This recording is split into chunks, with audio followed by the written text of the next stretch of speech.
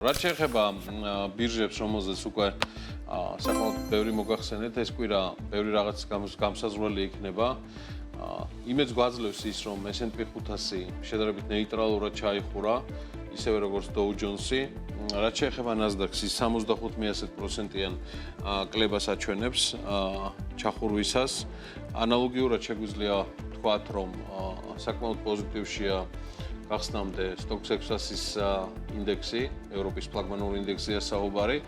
პოზიტივში გაიხსნა შანხაიც და ნიკეი 225 კი -13%-ით. იდეაში ეს ყველაფერი ასატანია. ისაც ხდება ნავთობთან მიმართებით, საკმაოდ მნიშვნელოვანი კორექცია მიმდინარეობს. დაახლოებით $6 მოიკლო $5.5 თითოეულმა პოზიციამ. საუბარი არის ნედლ ნავთობზე $85-ზეა უკვე, ბრენტი გახლავთ 92-ზე.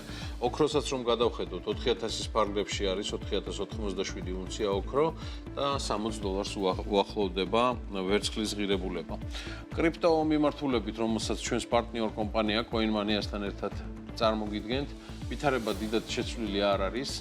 არასრული 1%-იანი ზრდა აქვს კვირის ჭრილში ბიტკოინს, რომელიც 65217-ზე არის და ეთერიუმიც ნელა, მაგრამ უახლოვდება $2000-იან ნიშნულს. $1949 არის წარმოდგენილი აქ ეთერიუმი.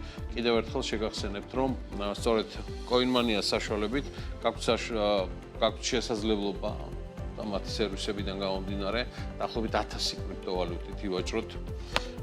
მათთან ერთად შეგახსენებთ, რომ CoinMania ეროვნული ბანკის და შემოსავლების სამსახურის მიერ ვერიფიცირებული კრიპტო ბირჟაა.